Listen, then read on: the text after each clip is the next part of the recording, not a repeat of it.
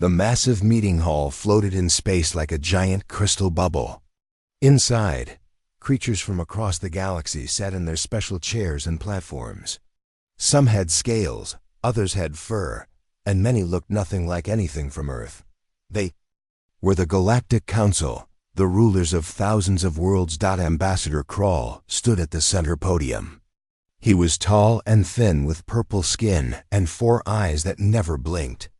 His people, the Zentari, controlled 12 star systems and were known for their cold logic. Today, he had important business to discuss.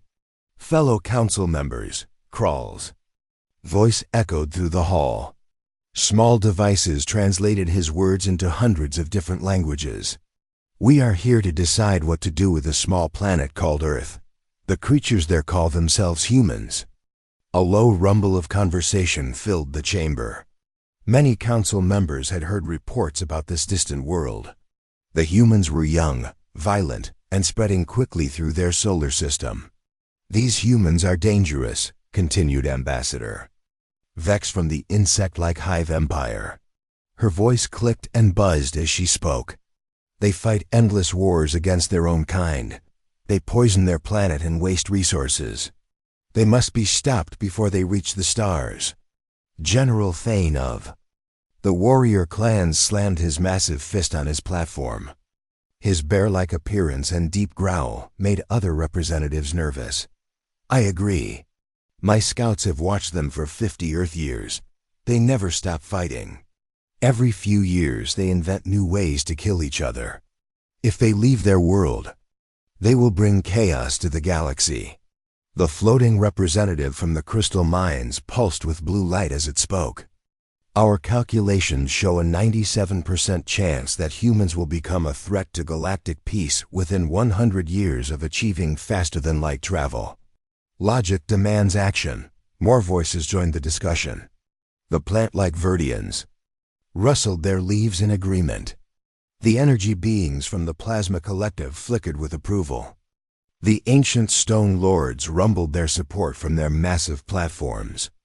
Elder Mora of the Peaceful Watchers raised her hand for silence.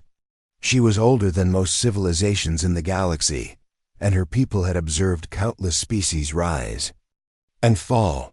Wait, she said softly. We should be careful. The humans are different from other species we have conquered.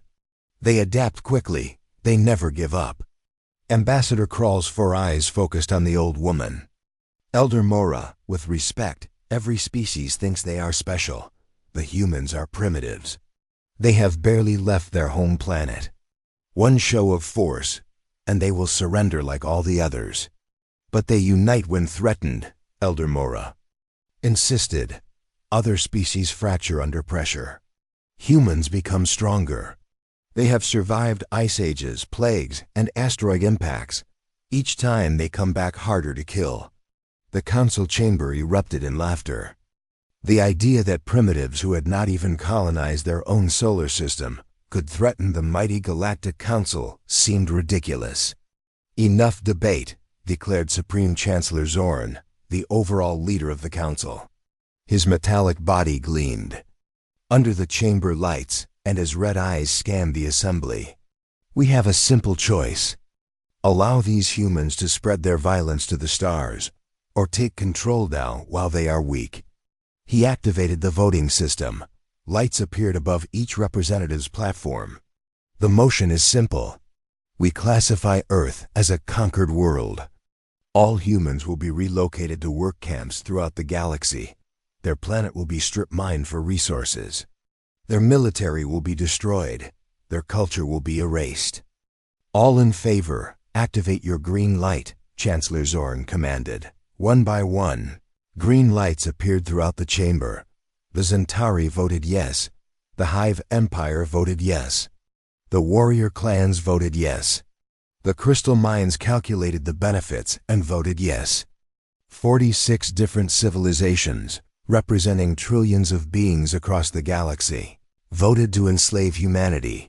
Only Elder Mora kept her light dark. 46 votes in favor, 1 abstention, Chancellor Zorn announced. The motion passes. Earth is now classified as Conquest Zone 77 Alpha. Invasion fleets will launch within one standard galactic week. The council members began filing out, already discussing how to divide Earth's resources among themselves. The Zentari wanted the rare metals, the Hive Empire claimed the water. The warrior clans would take the strongest humans as slaves for their fighting pits. Elder Mora remained in her chair, staring at the empty podium. Her ancient mind replayed memories of other primitive species the council had conquered. Most had surrendered quickly. Some had fought bravely before being crushed. All had been forgotten within a few generations, but something felt different about the humans. In her long life, she had learned to trust her instincts. The reports from the observation teams troubled her. Humans did not react to danger the way other species did. When threatened, most creatures either ran or surrendered. Humans did something else entirely. They got angry, and angry humans, according to the reports, were capable of terrible things. Ambassador Krall approached her platform. As the chamber emptied, Elder Mora, why did you not vote? This decision will benefit all our civilizations. The humans have resources we need, and their world is perfectly positioned for a military base. The old woman looked at him with sad eyes. Krall, in my 800 years, I have seen the council make many decisions. Most were wise, some were foolish. This one. She shook her head slowly. This one will be remembered as the day we doomed ourselves. You worry too much, Elder, Krall said with a dismissive wave. Humans are barely out of their caves. Our weakest patrol ships could destroy their entire military. This will be over in months, perhaps, Elder Mora replied. But remember this conversation. Krall, when human ships darken our skies and human soldiers march through these very halls, remember that you were warned. Krall laughed as he walked away. The idea of primitive humans threatening the mighty Galactic Council was absurd. His people had conquered dozens of worlds. They had weapons that could crack planets and shields that could stop stars. What could a bunch of backward apes from a tiny blue world possibly do to them? As the great chamber fell silent, Elder Mora remained alone with her thoughts. She had read every report about humanity, studied their history, analyzed their behavior patterns. The council saw only their violence and chaos. They missed the more important details. Humans had never met a problem they could not solve. They had never faced an enemy they would not fight. They had never encountered a situation where they simply gave up and accepted defeat. The Galactic Council had just declared war on a species that did not know how to lose. Elder Mora whispered a prayer to the ancient stars. She prayed that she was wrong about the humans. But deep in her heart, she knew the galaxy was about to change forever. The countdown to invasion had begun. The alien ships appeared in Earth's sky without warning. One moment, the morning sun was rising over New York City. The next moment, massive black vessels blocked out the light. They were huge, each one the size of a mountain, floating silently. Above every major city on the planet, General Robert Stone stood in the underground command center in Washington, D.C., watching the invasion unfold on dozens of screens. His gray hair and weathered face showed the stress of 30 years in the military, but nothing had prepared him for this. Sir, we're getting reports from every continent, said Colonel Mary Williams, his second in command. London, Tokyo, Moscow, Beijing, they all have ships overhead. The aliens are broadcasting the same message everywhere. The message was simple and terrifying. In perfect English, Chinese, Russian, and dozens of other languages, the aliens spoke. People of Earth, you are now property of the Galactic Council. Your planet will be harvested. You will be relocated to work facilities throughout the galaxy. Surrender immediately or face complete destruction. President Harrison's voice crackled through the secure communication line. General Stone, what are our options? Stone looked at the tactical displays showing Earth's military forces. Tanks, jets, aircraft carriers, nuclear missiles, humanity's most powerful weapons looked like toys compared to the alien technology. Mr. President, our conventional weapons are useless, Stone replied honestly. We've fired everything we have at their ships. Missiles, artillery, even nuclear weapons. Nothing gets through their shields. It's like shooting spitballs at a tank. The first alien landing began in Central Park. Massive transport ships descended through the energy shields of the motherships above. They landed with earth-shaking thuds, crushing trees and buildings. From their metal bellies poured alien soldiers. The Centauri troops were tall and thin, wearing advanced armor that shimmered with energy fields. Their weapons fired beams of pure plasma that could melt through steel like butter. Behind them came the insect-like soldiers of the Hive Empire, clicking and buzzing as they spread through the streets. Captain Jake Miller led a squad of Marines in a desperate defense of the Brooklyn Bridge. They had taken positions behind overturned cars and concrete barriers, firing their rifles at the advancing aliens. "Keep shooting," Miller shouted to his men. "Aim for the joints in their armor." The bullets bounced harmlessly off the alien shields. But Miller noticed something important. When the aliens fired their weapons, their shields flickered for a split second. When they moved quickly, the shields seemed weaker. "Rodriguez, do you see that?" Miller called to his sniper. "Their shields drop when they fire. You've got maybe half a second." Sergeant Rodriguez adjusted his scope and waited. When the nearest Centauri soldier raised his weapon, Rodriguez fired. The bullet caught the alien in the neck, dropping him instantly. "Got one," Rodriguez yelled. "Their shields do have weaknesses." The small victory didn't last long. More alien soldiers poured across the bridge, and Miller's squad was forced to retreat. But the lesson was learned and quickly spread through the human resistance networks that were already forming. Dr. Susan Hayes worked frantically in her laboratory beneath the ruins of MIT. She was a physicist who specialized in energy fields, and she had managed to recover pieces of alien technology from crashed scout ships. "This is incredible," she muttered to herself as she studied an alien energy weapon. "The power source is unlike anything we've ever seen, but the control systems, they're actually quite simple." Her assistant, Tom Bradley, looked over her shoulder. "Can we copy it?" "Better," Dr. Hayes said with a grin. "I think we can improve it. These aliens are so advanced that they've forgotten how to be clever. Their technology is powerful but inflexible. They can't adapt quickly." While Dr. Hayes worked on alien technology, Colonel Frank Davis was discovering something else about their enemies.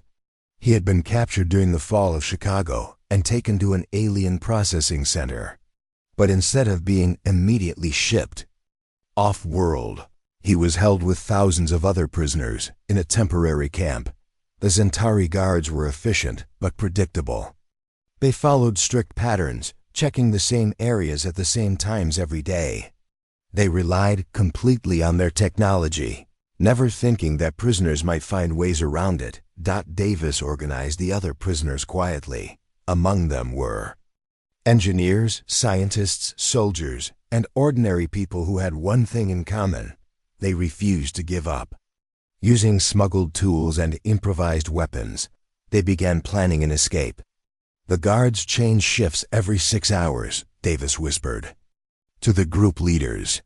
"Their scanning devices have blind spots near the metal walls. If we time this right, we can take out the guards and steal their equipment." The escape happened 3 weeks after the invasion began. Davis and 50 other prisoners overwhelmed their guards, stole alien weapons and vehicles, and disappeared into the ruins of Chicago. More importantly, they had learned how alien equipment worked and how alien soldiers thought. Meanwhile, in the mountains of Colorado, a different kind of resistance was forming. Sarah Chun had been a software engineer before the invasion. Now, she was becoming something the aliens had never encountered: a human who understood their computer systems.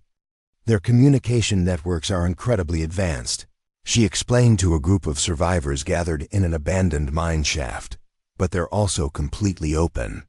They never expected anyone to be smart enough to hack them. Sarah had built a makeshift computer system using salvaged alien components and human electronics. With it, she could listen to alien communications and even send false messages. I've been tracking their supply convoys, she continued. They're bringing in heavy equipment to start strip mining operations. But they're also bringing in something else, prisoners from other worlds they've conquered. The revelation that Earth was not the first world to be enslaved by the Galactic Council sent shockwaves through the human resistance, in hidden bunkers and mountain caves, in sewers and abandoned buildings. Humans began to realize they were part of something bigger. Captain Lisa Turner commanded a resistance cell in the ruins of Los Angeles.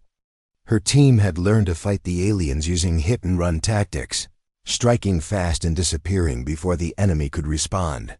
We hit their supply depot tonight, she told her fighters.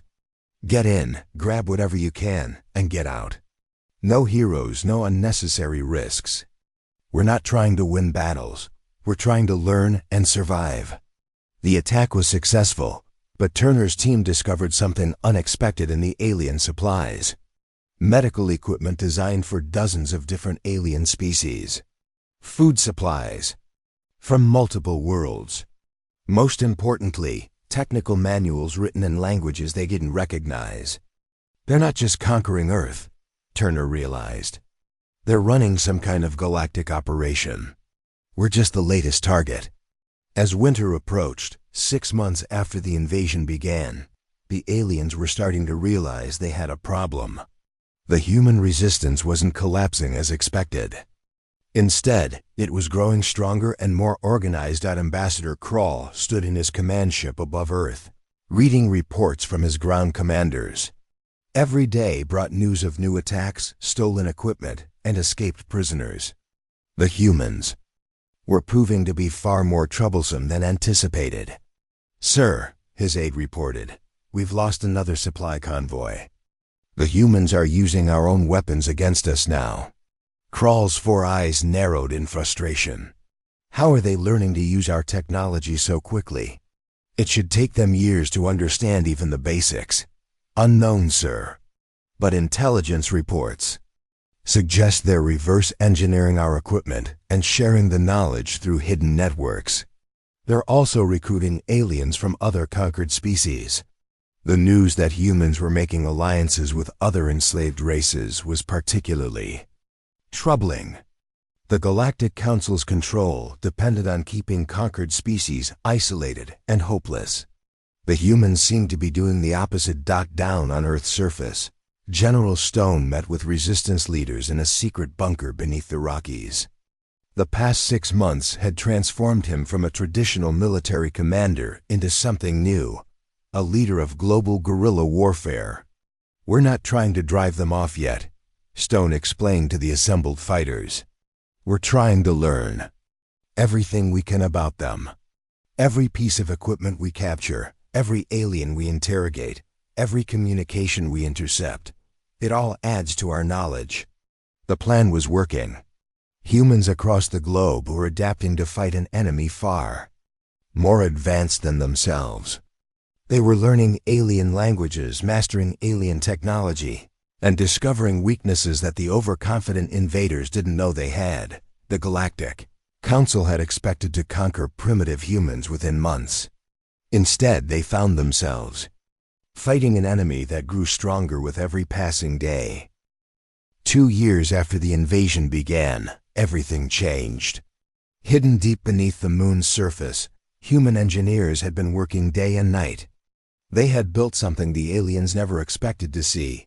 Human spaceships armed with weapons that could fight back. Captain Mike Reynolds stood on the bridge of the first human warship, called Freedom Strike. The ship looked nothing like the sleek alien vessels. It was built from steel and salvaged alien parts, covered in armor plates and bristling with every weapon humans could mount on it. All systems ready, Captain, reported Engineer Paul Watson. The fusion drive is running hot, and all weapon systems are online. Reynolds looked out at the alien fleet orbiting Earth. For 2 years, those ships had been symbols of human defeat. Today, they would learn what humans could do when they stopped running and started fighting back. Launch all ships, Reynolds ordered. Time to show these aliens what Earth is made of. 50 human warships powered away from their hidden moon base. They were small compared to the alien motherships, but they carried something no alien had ever faced: the fury of a species fighting for its survival. Admiral Krall watched from his command ship as the human vessels approached. He almost laughed at the crude appearance of their ships. "Primitive junk," he said to his officers. "Our shields will stop anything they can throw at us." The human fleet spread out in attack formation. Each ship carried weapons that the aliens had never seen before. Instead of elegant energy beams, the humans used crude but deadly kinetic weapons, metal slugs fired at incredible speeds. "Fire! All weapons!" Reynolds commanded. The human ships unleashed a storm of projectiles. Thousands of metal slugs, explosive missiles, and nuclear warheads streaked toward the alien fleet.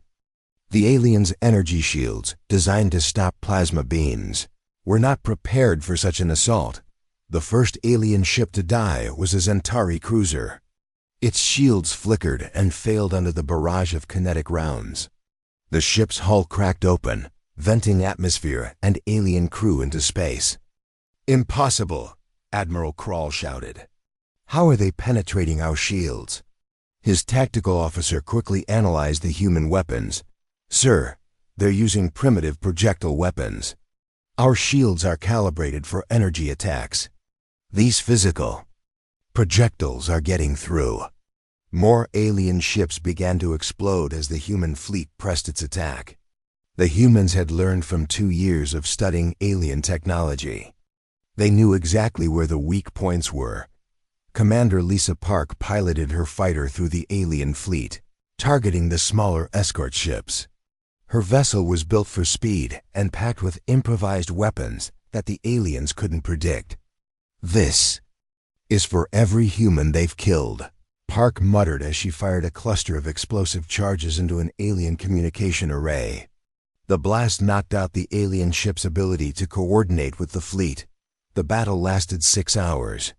When it was over, half the alien orbital fleet was destroyed or crippled. The humans had lost only 12 ships. More importantly, they had captured 3 intact alien vessels and hundreds of prisoners.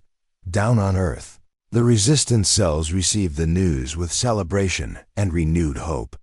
General Stone coordinated the global resistance from his bunker. Command Center, now equipped with captured alien communication systems. "This is just the beginning," Stone announced to resistance leaders worldwide. "We've proven we can fight them in space. Now we push them off our planet." Dr. Susan Hayes had spent 2 years reverse engineering alien technology.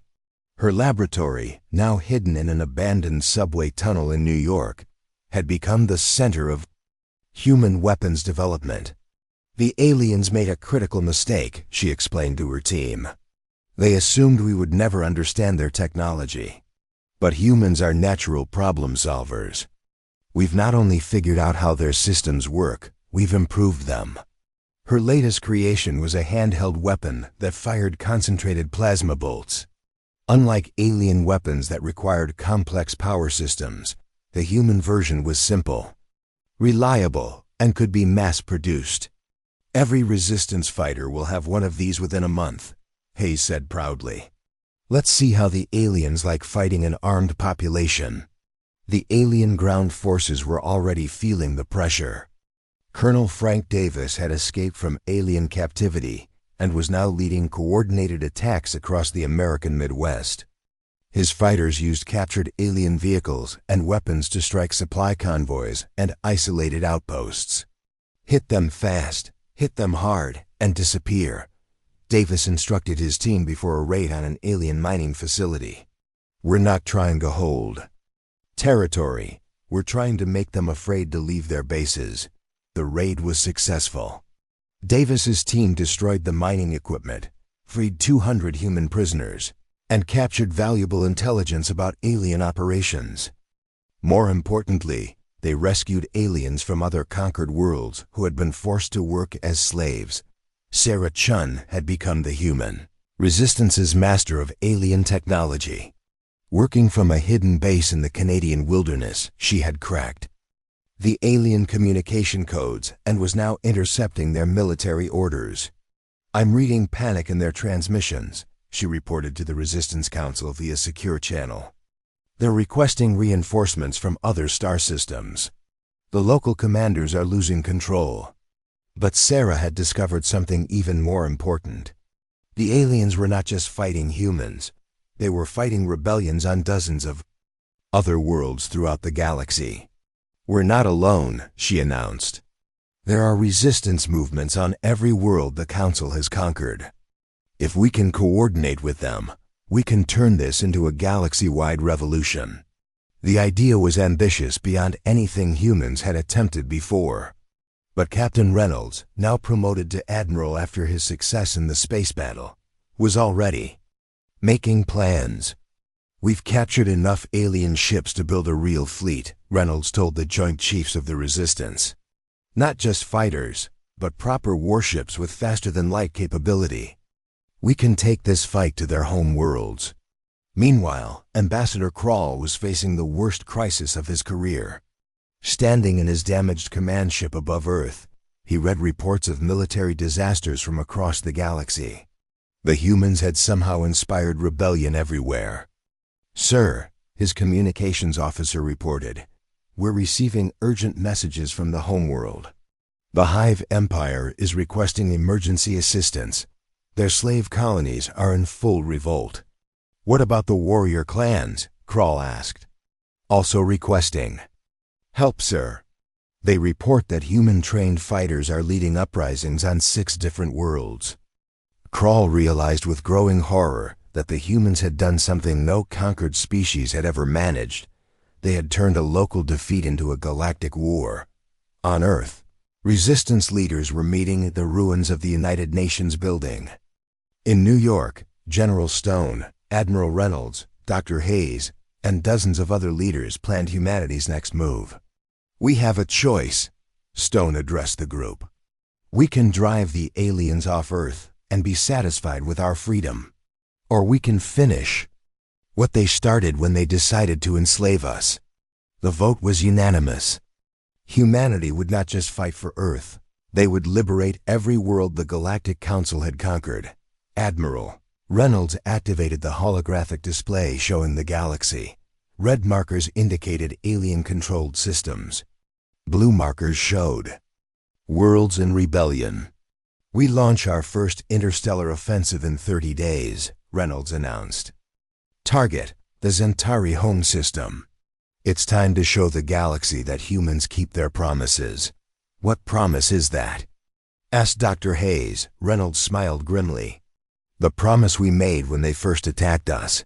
That anyone who tries to enslave humanity will regret it for the rest of their very short lives." The liberation of the galaxy was about to begin. Admiral Sarah Mitchell stood on the bridge of humanity's first true battleship, the Ith's Revenge. 3 years of war had changed everything. The ship she commanded was larger than anything humans had ever built before. A massive vessel combining human engineering with captured alien technology. "Report on the target system," Mitchell ordered. Lieutenant Commander James Foster checked his displays. 7 alien worlds in the Proxima Sector, Admiral. Intelligence reports show heavy Council defenses and approximately 3 million enslaved. Beings from 12 different species, Mitchell nodded grimly. This would be humanity's largest offensive yet. The human fleet had grown to over 300 ships, all crewed by volunteers who had one burning desire: to free every slave in the galaxy. "Signal the fleet," Mitchell commanded. "Begin the liberation of Proxima Sector." The human armada dropped out of hyperspace at the edge of the system. The ships were no longer crude constructions held together with hope and determination. 3 years of captured alien technology had transformed human spacecraft into weapons of war that surpassed anything Galactic Council possessed. On the bridge of the Council Defense Station, Commander Vex of the Hive Empire watched the human fleet approach with growing alarm.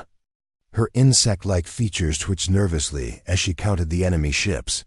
"How many vessels are we facing?" She clicked to her tactical officer. 300 confirmed, Commander. But their design, it's unlike anything in our databases. They appear to be using hybrid technology we've never encountered. Vex studied the approaching fleet through her compound eyes. The human ships looked deadly, built for war rather than the elegant exploration vessels most galactic civilizations preferred. Every surface bristled with weapons, and their hulls were covered in thick armor plating. "Launch all defensive fighters," Vex ordered. "Alert the planetary garrisons. This is not going to be an easy battle." The space battle that followed lasted 18 hours and became known throughout the galaxy as the Massacre of Proxima. The human fleet didn't just defeat the Council forces, they completely destroyed them. Not a single alien ship escaped. Captain David Kim led the assault on Proxima 3, the system's main slave processing world. His Marines landed in drop pods, crashing through the planet's atmosphere like falling meteors. They wore armor adapted from alien technology but designed with human practicality in mind. "Secure the landing zone," Kim shouted as his troops poured out of their pods. The alien guards on the planet were completely unprepared for the ferocity of the human assault. The liberation of the slave camps took only 6 hours. Kim's forces moved through the facilities with practiced efficiency, freeing beings from dozens of different worlds. Many of the slaves had been imprisoned for decades and could barely believe their liberation was real. "Are you truly here to free us?" asked an elderly creature with blue skin and 4 arms. His people, the Andorians, had been enslaved by the Council for over 50 years. "That's exactly why we're here," Kim replied, helping the old being to his feet. "No one should live in chains. We're taking you home." But the most significant part of the Proxima campaign wasn't the military victory, it was what happened afterward. Instead of simply destroying the Council infrastructure and leaving, the humans did something unprecedented in galactic history. They stayed to help Dr. Angela Torres, now humanity's leading expert on alien medicine, established field hospitals on each liberated world. Her medical teams worked around the clock to treat former slaves who had suffered under Council oppression. "Many of these beings haven't received proper medical care in decades," Torres explained to her staff. "We're not just healing their bodies. We're showing them that someone cares about their welfare." Engineer Robert Chang led reconstruction teams that rebuilt the damaged worlds. Instead of strip mining facilities, the humans constructed schools, hospitals, and communication centers. They shared their technology freely with the liberated populations. The Council ruled through fear and exploitation, Chang told the grateful alien workers helping to rebuild their world. "Humans believe in cooperation and mutual respect. We're stronger when we work together." Word of the human liberation of Proxima spread throughout the galaxy faster than Council forces could suppress it. On world after world, enslaved populations began to whisper about the strange warriors from a small blue planet who fought not for conquest, but for freedom. On the Council homeworld, emergency sessions were being held daily. Supreme Chancellor Zorn paced before the assembled representatives, his metallic form reflecting the panic that filled the chamber. "How are primitives from a single world defeating our combined fleets?" Zorn demanded. "We represent 46 civilizations with millions of ships." Ambassador Krall, his 4 eyes dim with exhaustion, provided the devastating answer.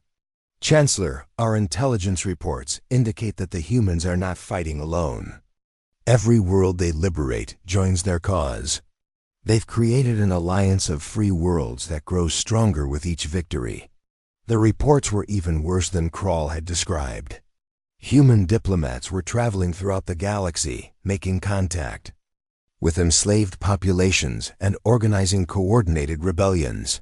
Human military advisors were training resistance fighters on dozens of worlds.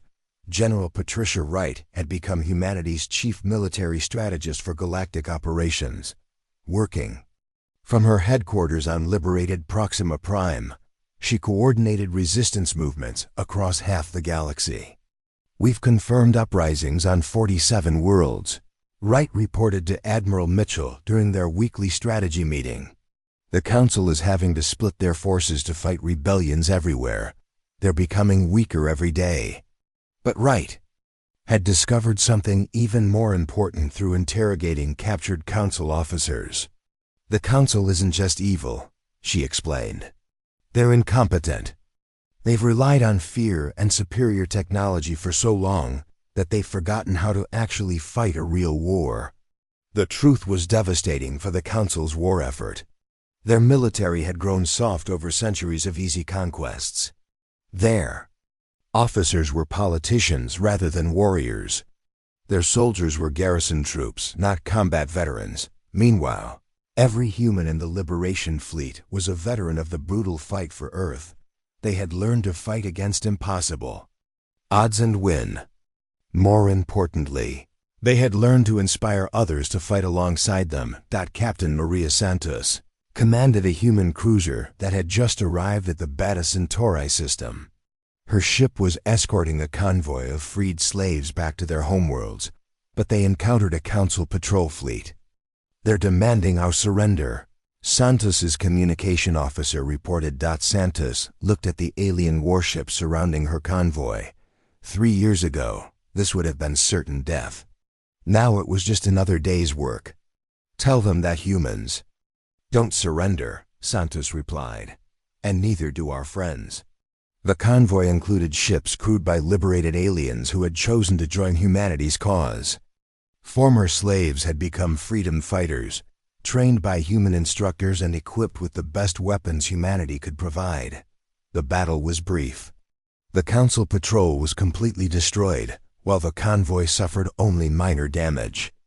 More importantly, the engagement was broadcast throughout the system, showing everyone that the Council could be defeated. On world after world, the same pattern repeated. Human forces would arrive, defeat the Council garrison, liberate the enslaved population, and then help rebuild the world as a free society.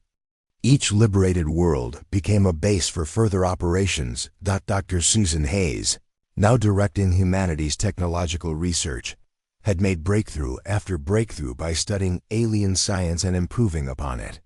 Her laboratories on a dozen worlds were producing weapons and equipment that surpassed anything the Council possessed.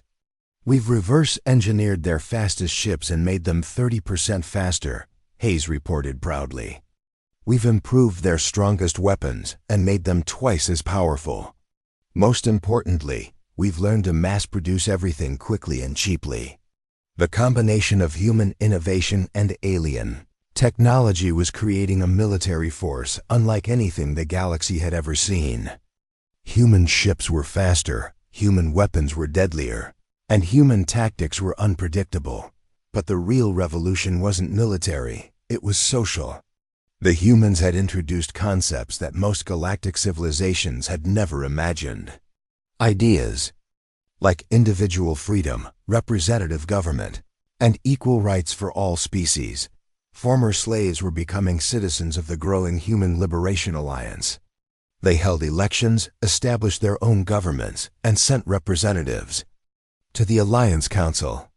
For the first time in galactic history, an interstellar government was based on the consent of the governed rather than the fear of the ruled. The tide of war was turning, and everyone in the galaxy knew it. The Galactic Council's 10,000-year reign of terror was coming to an end.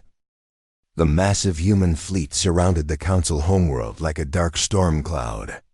Admiral Sarah Mitchell stood on the bridge of her flagship Liberation, watching as thousands of ships took their positions around the planet that had ruled the galaxy for 10,000 years. "All fleets report ready, Admiral," her tactical officer announced. "We have complete control of the system." Mitchell nodded as she looked at the displays showing the enormous armada under her command. 5 years ago, humans had barely reached their own moon. Now they commanded the largest fleet in galactic history, over 2,000 ships crewed by humans and their alien allies. On the planet below, the great crystal chambers of the Galactic Council filled with panic. Representatives from 46 civilizations crowded together, their confident voices now reduced to frightened whispers. Supreme Chancellor Zorn's metallic form stood at the center podium, but his red eyes no longer glowed with authority. "How did this happen?" he demanded. "How did primitives from one small world defeat our entire civilization?" Ambassador Crawl, his 4 eyes dim with defeat, provided the bitter answer. "We underestimated them, Chancellor. We thought they were just another violent species to be conquered. We were wrong." Elder Mora of the Watchers floated in her meditation pod, her ancient features showing both sadness and satisfaction. "I warned you all 5 years ago," she said quietly.